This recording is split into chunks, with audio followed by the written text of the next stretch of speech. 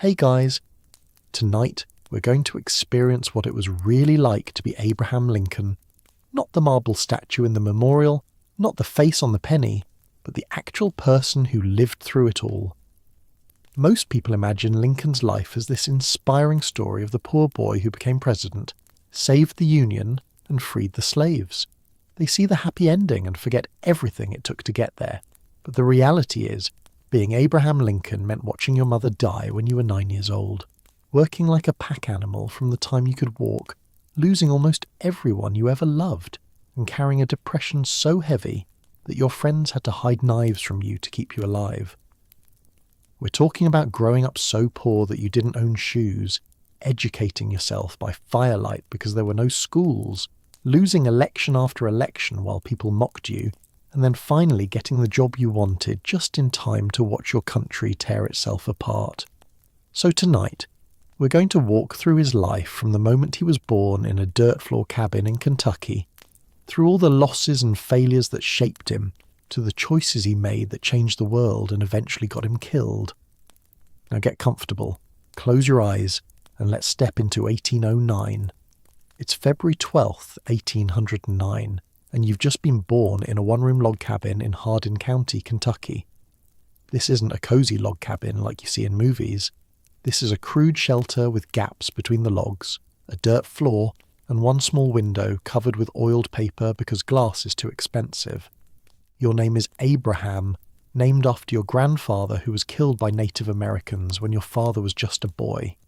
Your father is Thomas Lincoln, a farmer and carpenter who can barely read. Your mother is Nancy Hanks Lincoln, and nobody's really sure who her father was, which means in 1809 society you've got questionable blood. You have an older sister named Sarah who's 2 years old. Your father owns this 300-acre farm, but owning land doesn't mean you're wealthy. The land is rough, the soil is difficult, and your family is always one bad harvest away from losing everything. From the moment you can walk, you're working. There's no childhood here, no time for playing. At 3 years old, you're carrying water. At 4, you're feeding chickens and gathering firewood.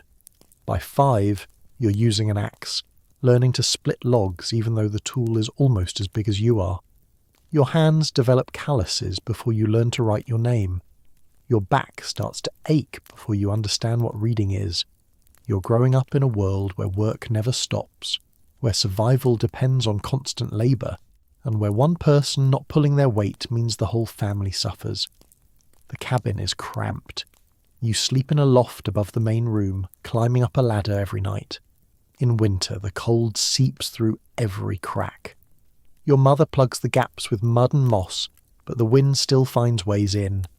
You wake up with frost on your blanket, your breath visible in the air. Food is simple and repetitive. Corn mush for breakfast, cornbread for dinner. Occasionally there's meat if your father successfully hunts, but most days it's just corn in different forms. You're hungry a lot. Not starving, but never quite full. Your body is always asking for more food than there is. You're different from other kids even then. You're tall for your age, gangly and awkward. Your arms and legs seem too long for your body. Other children tease you for being strange-looking, for asking too many questions, for thinking too much instead of just working. But even in this harsh life, you're curious. You want to know how things work. Why does the sun rise? Where do the stars come from? Why do people have to work so hard just to survive? Your parents don't have answers. They're too busy trying to keep everyone alive to worry about questions like that. When you're 7 years old, everything changes. Your family moves to Indiana because Kentucky's land laws are a mess and your father is tired of fighting over property claims. You load everything you own onto a wagon and travel 100 miles through wilderness to Spencer County, Indiana. The new land is even rougher than Kentucky. It's thick forest that needs to be cleared before you can farm. Your father builds another one-room cabin and you help him. At 7 years old, you're swinging an axe for hours every day, cutting trees, splitting logs, clearing land. This is where you really learn what hard labour means. The forest is dense. Every tree is a battle. You and your father work from sunrise to sunset, and the work never seems to end. Your hands blister, then the blisters break and bleed, then they callus over, and you keep working. Your body is changing from the constant labour. You're shooting up in height but staying thin. You're becoming this tall, awkward kid with disproportionate limbs and a strength that surprises people. You can swing an axe all day. You can lift things grown men struggle with. But you're still just a child and your body hurts all the time. Then, when you're 9 years old, the worst thing possible happens. Your mother gets sick with something called milk sickness. It's caused by drinking milk from cows that have eaten white snakeroot plants. There's no cure. There's barely any treatment. You watch her get weaker and weaker. Your mother dies on October 5th, 1818. You help your father build her coffin. At 9 years old, you're using the carpentry skills your father taught you to make the box that will hold your mother's body. You help dig the grave. You help lower her into the ground. Your sister Sarah is 11. Your father is overwhelmed. There's no woman to cook, clean, or take care of the household. Sarah tries her best, but she's just a child. The cabin becomes darker, dirtier, sadder. Your father disappears into his grief and his work. For over a year, you and Sarah struggle. Your father is there physically, but emotionally absent. You're responsible for work that's too hard for a 9-year-old. You're grieving your mother while trying to survive. You're hungry more often because no one knows how to cook properly. The cabin feels empty and cold even when the fire is burning. This is when you start to understand something important about life. It's unfair. Good people suffer. Children lose their parents.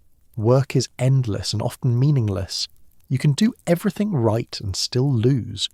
But you keep going, because what else can you do?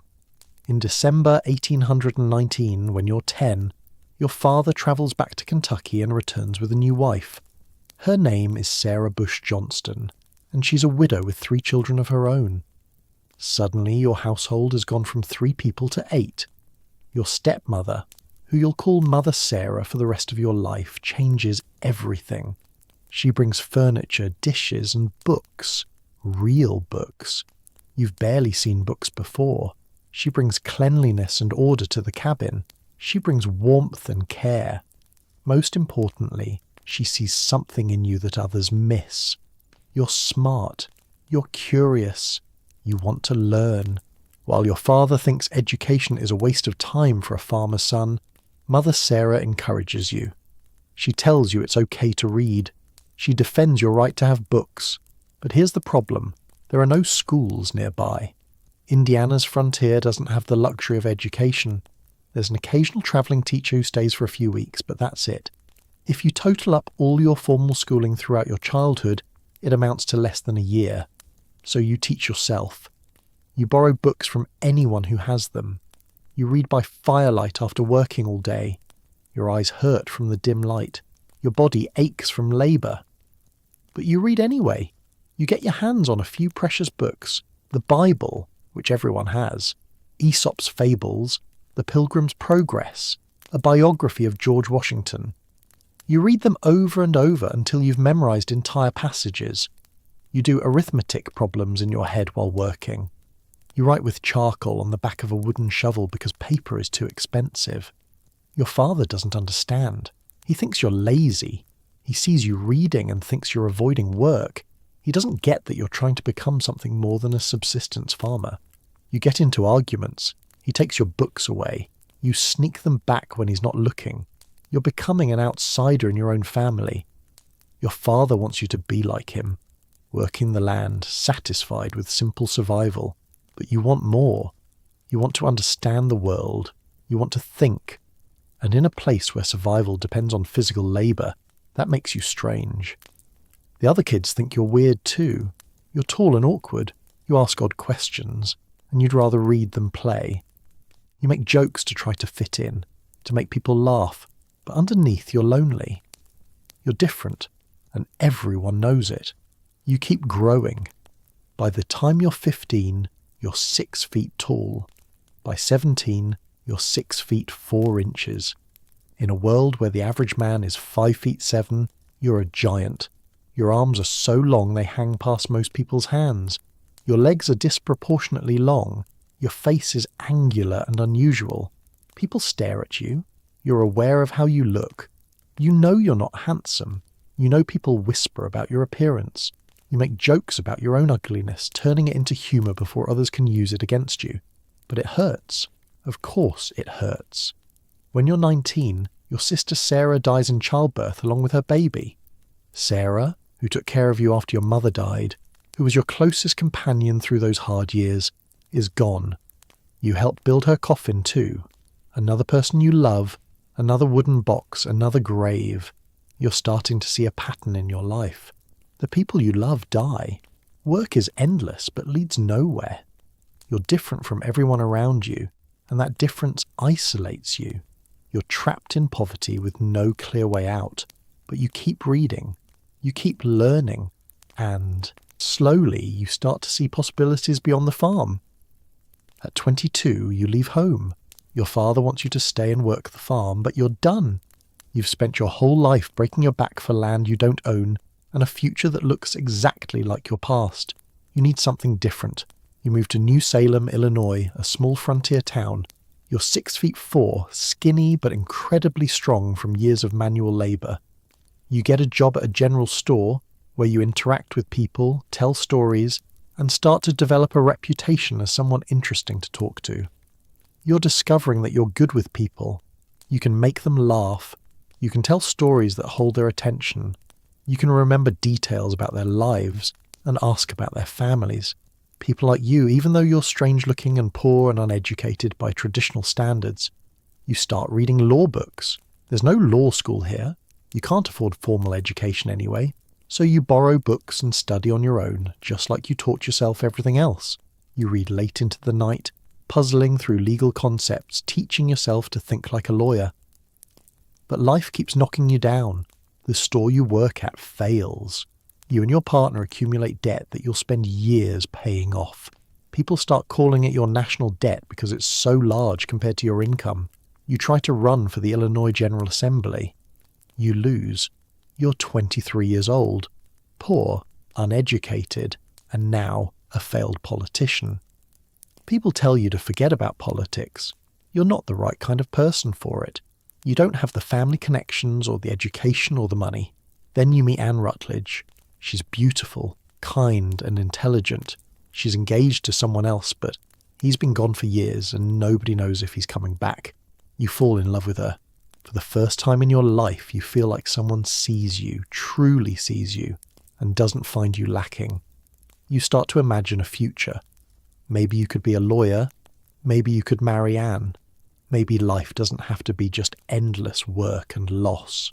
Then, in August 1835, Anne gets sick. It's probably typhoid fever. She gets worse and worse. You visit her every day, watching her fade. On August 25th, she dies. She's 22 years old. You're 26. You fall apart. Your friends become seriously worried about your mental health. You talk about suicide. You sink into a depression so deep that people have to watch you to make sure you don't hurt yourself. The pain is physical. It feels like your chest has been crushed. This is your first real experience with what will haunt you for the rest of your life. Clinical depression. It's not just sadness. It's a darkness that swallows everything. It makes life feel pointless. It makes you question whether existence is worth the pain. Your friends help you through it. They force you to keep going. Slowly, very slowly, you climb back to something like functionality. But you're changed. There's a melancholy in you now that never fully leaves. You throw yourself into work. If you can't be happy, at least you can be useful. You study law harder. You start practicing as a lawyer even though you never went to law school. In the frontier legal system, you can become a lawyer just by studying and taking an exam. You're good at it. You can break down complex ideas into simple language. You can connect with juries because you come from the same poor background they do. You can work incredibly long hours because you've been doing hard labour since you were a child. Compared to farming, reading law books is easy. You run for the state legislature again. This time you win. You're 25 years old and a state representative. It's not glamorous. The pay is terrible, but it's a start. You start to build a political career. You become known as someone who can speak well, who tells good stories, who has common sense. You're still awkward and strange looking. You're still poor. Your clothes are always slightly too small because you're so tall, but people respect your intelligence. In 1839, you meet Mary Todd. She's from a wealthy Kentucky family. She's educated, cultured, and sophisticated. She's everything you're not. You're fascinated by her. She's drawn to your ambition and your mind. But the courtship is rocky. Mary's family doesn't approve of you. You're not educated enough, not wealthy enough, not refined enough. You have your own doubts. Mary is moody and demanding. She has a temper. You're not sure you're compatible. You get engaged, then break it off. You fall back into deep depression. Your friends describe you as suicidal again. You write letters about how miserable you are, how you'd rather die than continue living with this pain. But eventually, you and Mary reconcile. On November 4th, 1842, you get married. You're 33 years old, and you're terrified. On the morning of your wedding, when asked where you're going, you supposedly say, "To hell, I suppose." It's not a happy marriage. Mary is difficult. She's demanding and critical. She has mood swings that leave you walking on eggshells. She spends money you don't have. She humiliates you in front of friends and colleagues. But she's also intelligent and politically savvy. She believes in your potential when others don't. She pushes you to be more ambitious. And despite everything, you love her. It's a complicated, often painful love. But it's real. You have 4 sons. Robert, born in 1843. Edward, born in 1846. William, born in 1850. Thomas, born in 1853. You adore your children. They're one of the few sources of pure joy in your life. But being a father means more opportunities for heartbreak. In 1850, when Eddie is 3 years old, he gets sick. You watch him suffer for 52 days. On February 1st, 1850, he dies. He's 3 years old. You're 40 years old, and you've now lost your mother, your sister, and your son. You've lost Anne Rutledge. Everyone you love seems to die. The depression comes back, darker than ever. Mary falls apart too. Your household becomes a place of mourning. But you keep working. You're a successful lawyer now. You travel around Illinois on the judicial circuit, trying cases in different towns. You're away from home constantly, which might be a relief given how tense things are with Mary. You're also getting more involved in politics. You serve 1 term in the US House of Representatives from 1847 to 1849. But you make a mistake. You oppose the Mexican War, which is popular. Your political career seems finished. You return to Illinois, convinced you'll never hold national office again. You're 40 years old. You're a moderately successful lawyer and a failed politician. You've lost a son. Your marriage is difficult. Your depression is constant. This is probably as good as life gets for you. But then something changes. In 1854, Congress passes the Kansas-Nebraska Act, which opens new territories to slavery. You've always hated slavery. Growing up poor, you understand what it means to be treated as less than human. The idea of owning another person disgusts you. The Kansas-Nebraska Act pulls you back into politics. You start speaking out against slavery's expansion. You're not calling for immediate abolition. That's too radical for Illinois. But you're arguing that slavery shouldn't spread, that it's morally wrong, that it contradicts everything America is supposed to stand for. You're good at this. You can explain complex constitutional issues in ways ordinary people understand. You can make moral arguments without sounding preachy. You can connect with audiences because you're clearly one of them, a poor kid who made something of himself. In 1858, you run for US Senate against Stephen Douglas. You challenge him to a series of debates. These debates become famous. Thousands of people come to watch you and Douglas argue about slavery, democracy, and the future of America. You hold your own against Douglas, who's a much more experienced politician. Your arguments are logical and passionate. You say things like, "A house divided against itself cannot stand. I believe this government cannot endure permanently half slave and half free." But you lose the election. Douglas keeps his Senate seat. You're 49 years old. and you've lost another major political race. People tell you it's over. You're too old, too awkward, too controversial. You should give up politics and focus on your law practice. But something unexpected happens. Those debates made you nationally known. Republicans around the country read transcripts of your speeches. They see a politician who can articulate anti-slavery arguments in moderate, persuasive language. They start thinking about you for bigger things.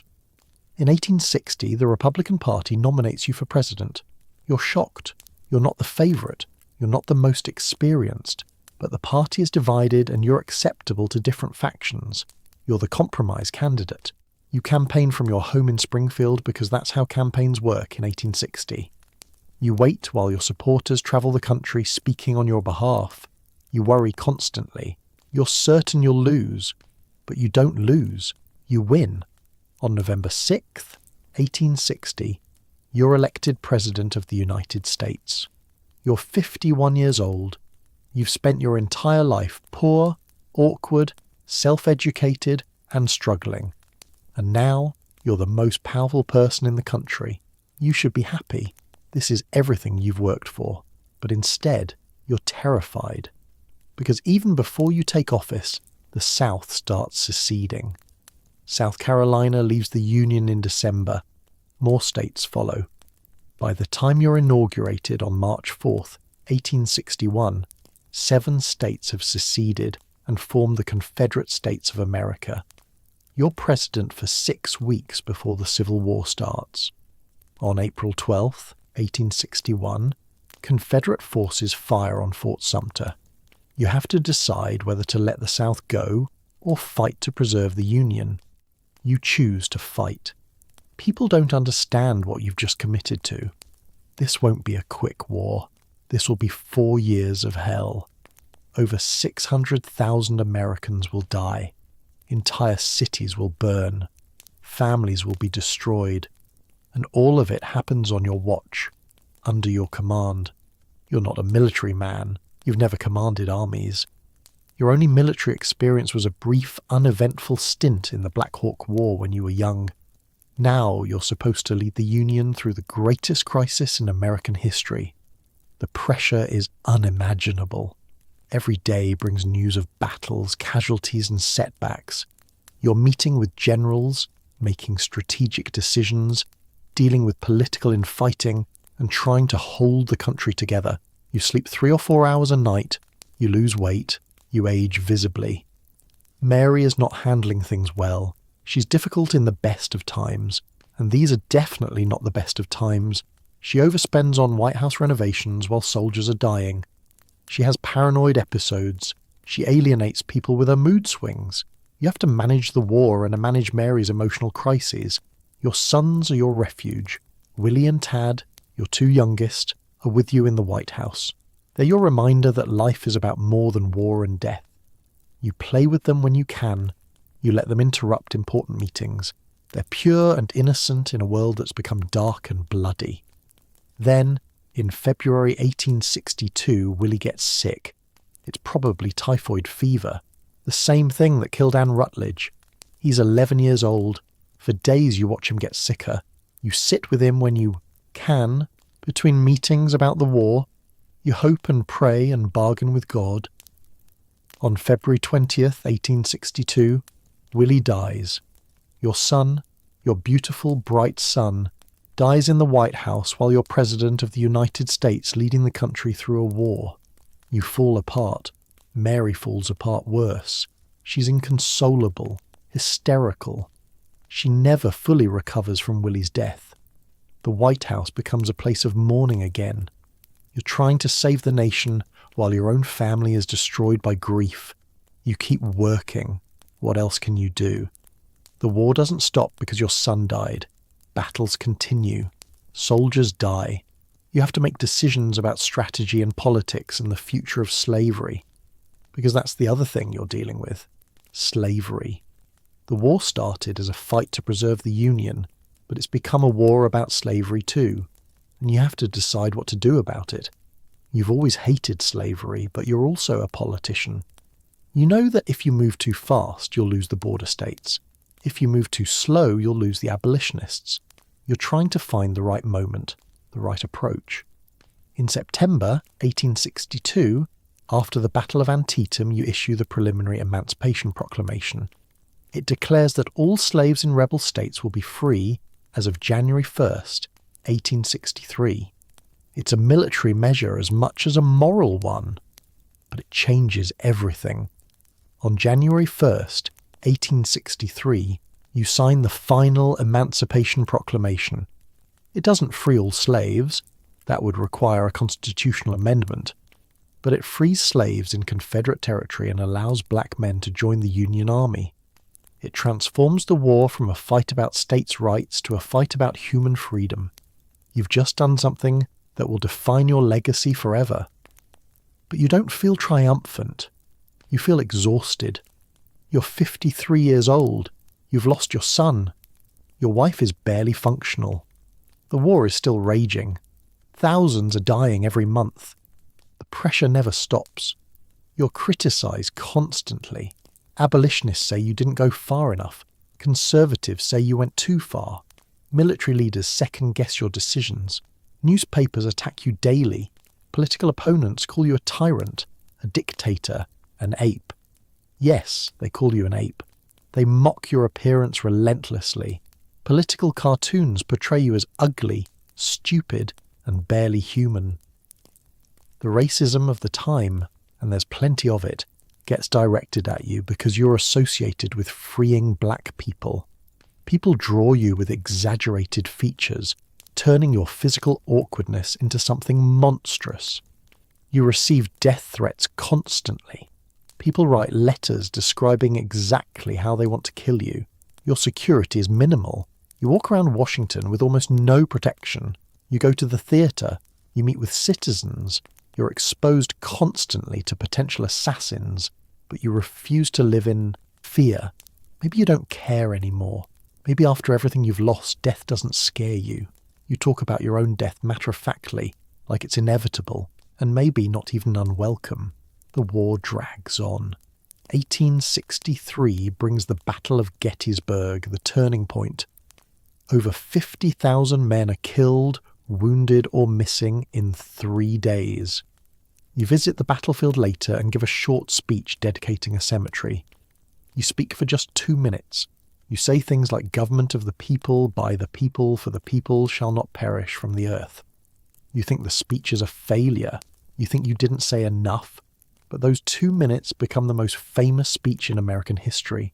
The Gettysburg Address. Every school child will memorize it. But you don't know that. You just know the war continues and people keep dying. 1864 is the darkest year. The war seems endless. Casualties mount. Your generals keep failing. The public is tired. You're running for re-election, and you're convinced you'll lose. You write a memo assuming your defeat and asking your cabinet to help you save the Union before the new president takes over. But then General Sherman captures Atlanta. General Grant wins victories in Virginia. Suddenly the war seems winnable. You win re-election in November 1864. You're going to serve another term. Your second inaugural address, delivered on March 4th, 1865, is remarkable. You don't gloat about victory. You talk about healing. You say, with malice toward none, with charity for all. You're already thinking about how to reunite the country, how to rebuild without revenge. The war ends a month later. On April 9th, 1865, General Lee surrenders at Appomattox Courthouse. After 4 years, over 600,000 deaths, and unimaginable destruction, the Civil War is over. The Union is preserved. Slavery is ending. The 13th Amendment will be ratified by December. You should feel relief. You should feel proud. But mostly you feel tired. You're 56 years old. You look 70. Your face is lined and worn. Your eyes are haunted. You've aged 20 years in 4. Mary wants to do something normal. She suggests going to see a play at Ford's Theatre. It's a comedy called Our American Cousin. You're not really in the mood, but she insists. It would be good to do something ordinary, something peaceful. On April 14th, 1865, 5 days after the war ends, you go to the theatre. You arrive late, you sit in the presidential box overlooking the stage. The play is funny. You laugh. For a few hours you're just a person watching a play, not the president, not the man who saved the Union. During the third act, at about 10:15 in the evening, a man named John Wilkes Booth enters your box. He's an actor, a Confederate sympathizer, and a fanatic who hates you for freeing the slaves. He waits for a moment when the audience is laughing, when the theatre is loud. Then he shoots you in the back of the head. You slump forward. Mary screams. Booth jumps from the box to the stage, breaking his leg but managing to escape into the night. The theatre erupts in chaos. You're carried across the street to a boarding house. You're placed diagonally across a bed because you're too tall to fit normally. Doctors examine you. The bullet entered behind your left ear and lodged behind your right eye. There's nothing they can do. For 9 hours you lie unconscious. Your breathing becomes laboured. Blood stains the pillow. Mary sits beside you, hysterical. Your son Robert is there. Cabinet members come and go. Everyone knows you're dying. At 7:22 on the morning of April 15th, 1865, you take your last breath. You're 56 years old. You've been president for 4 years and 42 days.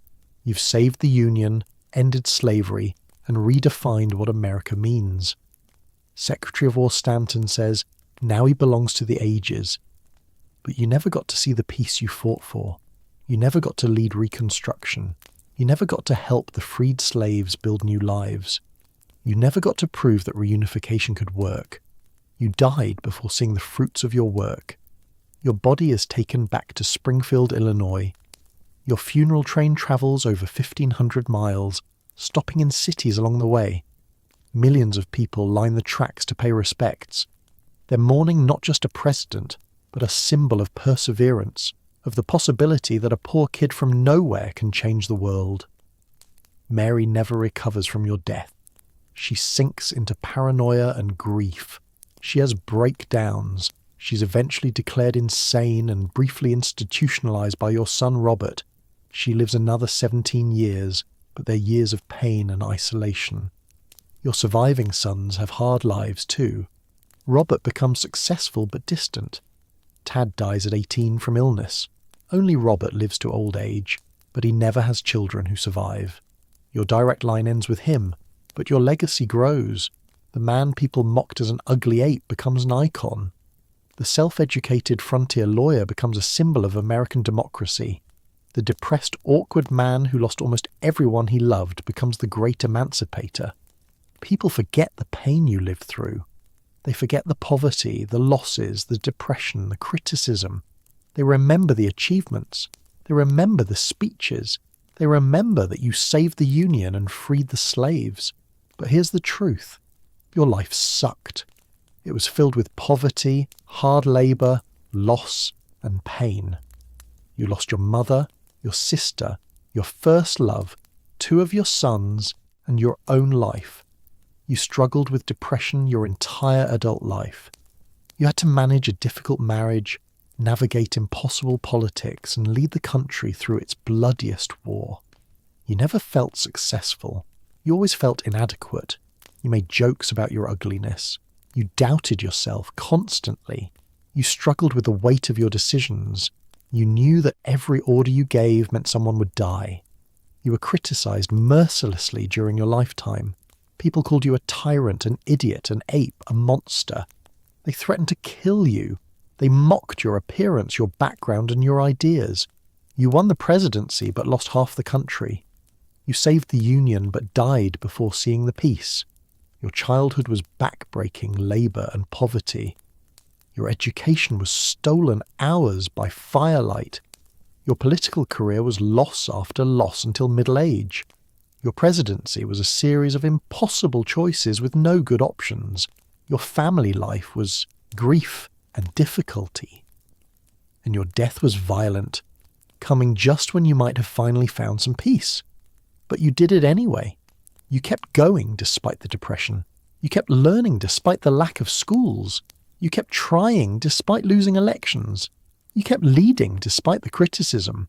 You kept making hard choices despite the cost. You weren't naturally happy or confident or fortunate. You were naturally sad, awkward, and poor. Everything you achieved came through persistence, through refusing to quit even when quitting made sense.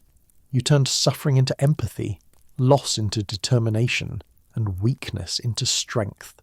You weren't perfect. You made mistakes. Your path to ending slavery was slow and political. Your marriage was difficult. Your parenting had flaws. But you were human, trying to do the right thing in impossible circumstances. The reason your life sucked wasn't because you were weak or incompetent. It sucked because you cared deeply in a brutal world. You felt things intensely in a time that demanded hardness. You wanted to help people in a system built on using people. Every loss you suffered made you more determined to prevent others from suffering the same way. Losing your mother made you value education so other poor kids could rise. Losing Anne made you understand heartbreak. Losing your sons made you grieve for every mother who lost a child in the war. Your depression made you empathetic to human suffering. The poverty you grew up in made you understand what it meant to be enslaved. When you said slavery was wrong, you weren't speaking as a wealthy philosopher discussing abstract morality. You were speaking as someone who knew what it felt like to be treated as less than human, to work without rest, to have no control over your own life. Your awkwardness and ugliness made you understand being an outsider. When you defended the rights of Black Americans, you weren't just doing politics. You were defending the humanity of people who were treated as different, as less than, as undeserving. You knew what that felt like. Your depression gave you a darkness that most people never experience, but it also gave you a depth. Your speeches aren't shallow patriotic platitudes. They're meditations on suffering, sacrifice, and the possibility of redemption. You understood that life is hard and often unfair, but also that meaning comes from persevering anyway. The Gettysburg Address is famous not just because the words are beautiful, but because they come from someone who truly understood sacrifice. You'd lost your son. You'd sent hundreds of thousands of men to die. You knew the cost of what you were asking, and you still believed it was worth it. The second inaugural address is remarkable not because you were vindictive or triumphant, but because after 4 years of hell, after all the death and destruction, you still advocated for mercy. You'd suffered enough to know that revenge solves nothing. You wanted healing, not punishment. Your whole life was about taking suffering and transforming it into something meaningful. You didn't transcend your pain. You lived with it, carried it, and used it to understand others. You turned your weakness into your greatest strength. That's why being born as Abraham Lincoln would have sucked. Not because you were incompetent or unlucky, though you were sometimes both, but because you cared so deeply, felt so intensely, and saw so clearly in a world that was brutal and unjust. You couldn't just accept things as they were. You couldn't stop asking questions or seeking answers. You couldn't turn off your empathy or your sense of what was right. And in a world built on slavery, poverty, and inequality, that awareness was a burden you carried every day.